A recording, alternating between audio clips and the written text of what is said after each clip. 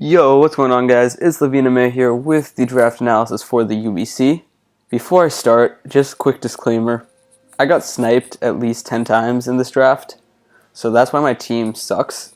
But yeah, still going to do this draft analysis, and I'm going to start by giving a little bit of an overview as to what I wanted to do. Baton passing speed is legal, although not with other stats, so I decided I wanted to make a baton pass team.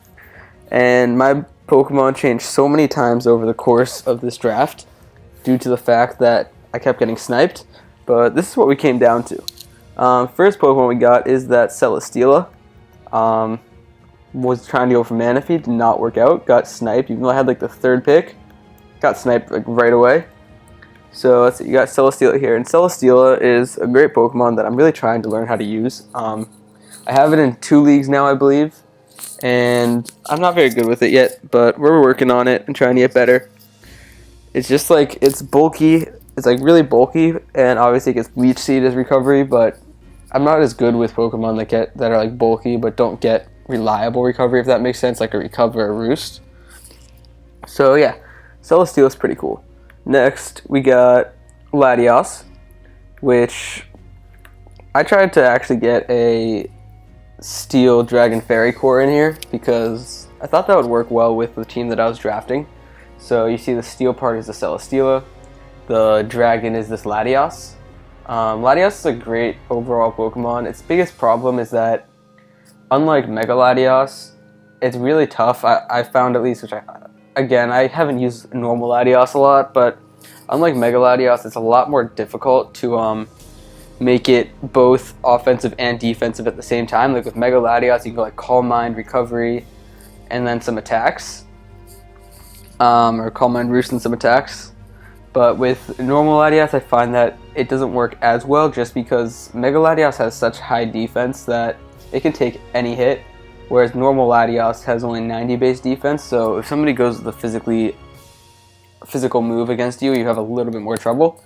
But still, Latios is super good and it can do a lot of stuff, like defog, obviously it gets recovery, it's a great wall, it's pretty solid defensively, as you guys see, 80, 90, 130, obviously especially defensive, it's pretty dang good.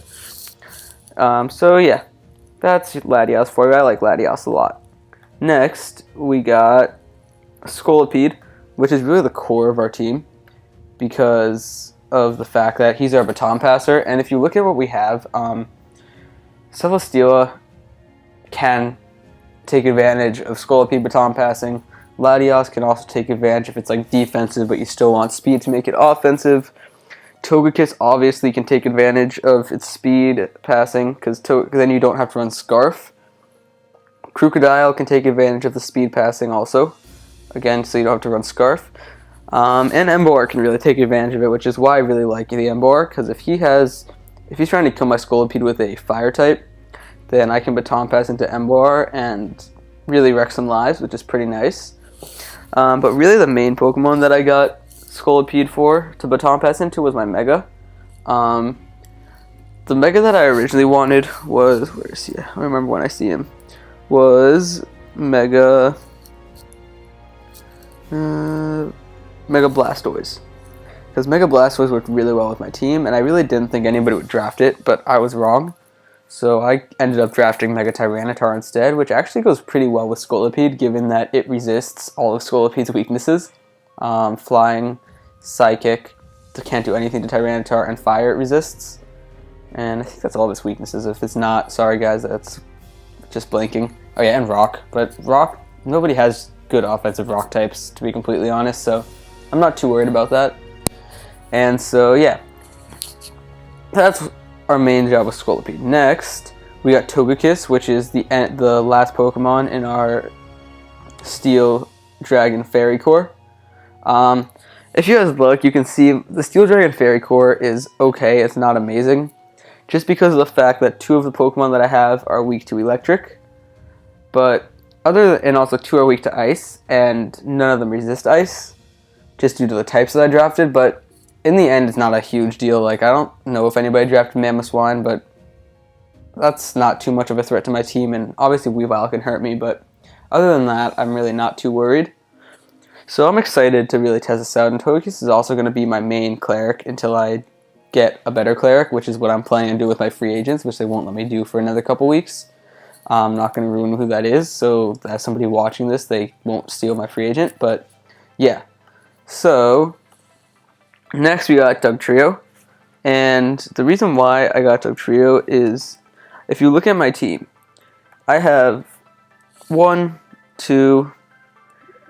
two of my main walls are weak to electric. So Dugtrio is really there to deal with those electric types. And when I do my free agent, I'm dropping Crocodile, Burmy, and Basculin for this. To get 2 Pokemon, I think, is what I was planning on doing. I need to look to remember, but I'm pretty sure that's what I was planning on doing. So, yeah, that's what we're going to do at some point, but until then, this is our team. So yeah, Dugtrio is really a deal, because also, again, I don't want to ruin anything, but Dugtrio also helps with the Pokemon I'm taking as my cleric, which I probably just gave away what my cleric was going to be, but hopefully it didn't, and hopefully nobody's actually watching this to see that.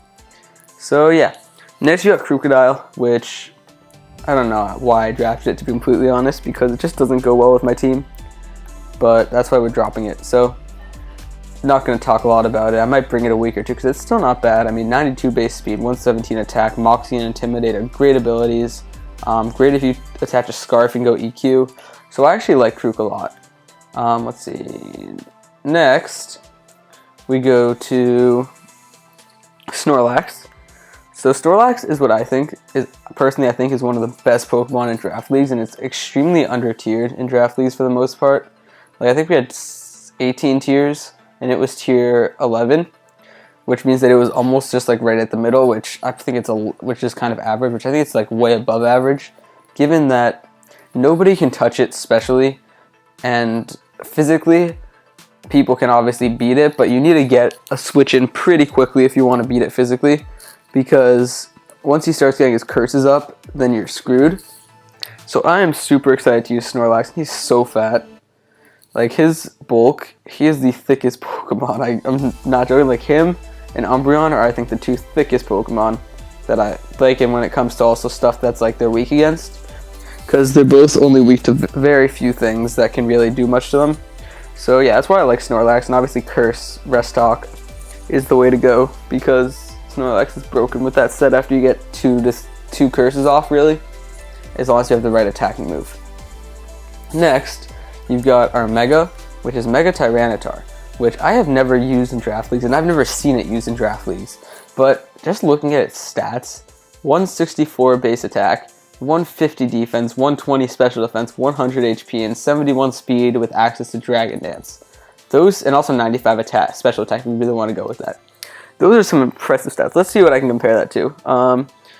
163. That is almost as much attack as Kyurem Black has. It has 6 less attack than Kyurem Black, and also, but it's also more bulky than Kyurem Black. So I personally love this thing. Stuff that it has more attack than Hoopa Unbound, just to put that into perspective, and also more attack than stuff like Regigigas and a bunch of other Megas and normal Deoxys. So it's very good. And defensively, to put that into perspective, 150 base defense is going to be in comparison to Toxapex. And the difference is that, like, look at Toxapex's bulk and then look at Tyranitar's bulk. Toxapex sucks in comparison to Mega Tyranitar. Like, 50, so I double his HP, 2 less defense, and only 22 less special defense. That's pretty dang good. He only has 10 less defense than Deoxys defense, and his HP is twice as much. Best comparison I can make defensively is to Primal Groudon, and Primal Groudon can take hit after hit. So I'm super excited for this. Next, we got our Emboar, and so Emboar is interesting because I personally think that Emboar has the potential to be extremely good. Its real problem is its bulk is like non-existent, and also the fact that it has like no speed. So I think that we can really make up for that with the baton passing with Scolipede, And really with Embar, if you attach a band to it, let's say you attach a band and Baton Pass speed, so you outspeed stuff, then you can just flare blitz things into oblivion with Reckless. So I'm super excited. Like 1.2 times power, moves with recoil. And he also gets less used, but also very good head smash. And another recoil gets, I think, he gets wild charge too. So those are his 3 moves that have recoil. So I think that is really good actually. Also bulk up. If I really want to run a weird set that I think might work, I could go bulk up at 1 week. And he actually has decent special attack, 100 special attack. That's pretty solid. So I'm excited for Embar, and I'm really excited to kind of learn on the go how to use it with this team. Because really, if you look at it with my team, it goes very well. Next, these last 2, I don't even want to waste any time. When I Burmy, I draft because Burmy's got him. When you have Burmy on your team, you can't lose. Like, Burmy's the best Pokemon in the world. Burmy, you're not even Burmy, you're Sanic, and you have to be this Burmy. Sanic. You're always Sanic, and if I can bring you 1 week, I will, although I don't think that's going to happen before I drop you. But until you're just too good for everybody, Burmy. Like, you just beat, like, people just give up when they see you. And last but not least, we have Basculin, which I got Basculin because they told me I could use both types, which is kind of interesting because they have different abilities. Reckless versus Rockhead, even though I don't think that matters. You might get, like, Head Smash or something, but usually you want to go Adaptability. Which gives him it makes his water type moves really powerful. It gives him a super powerful Waterfall and Aqua Tail. So I'm super excited to use Basculin. Not actually super excited because I'm dropping it when I can, but still, it's my water type for now. I'm gonna try to pick up a water type when we do our free agency, and maybe like I don't even know what my second Pokemon's gonna be. Maybe like an electric type or something, but we'll see. So yeah, I'm super excited, and sorry that I didn't go into too much depth. It's just I just don't like these draft analyses because, I don't know, I find them kind of boring. So I hope that you guys enjoyed that, and peace out, YouTube.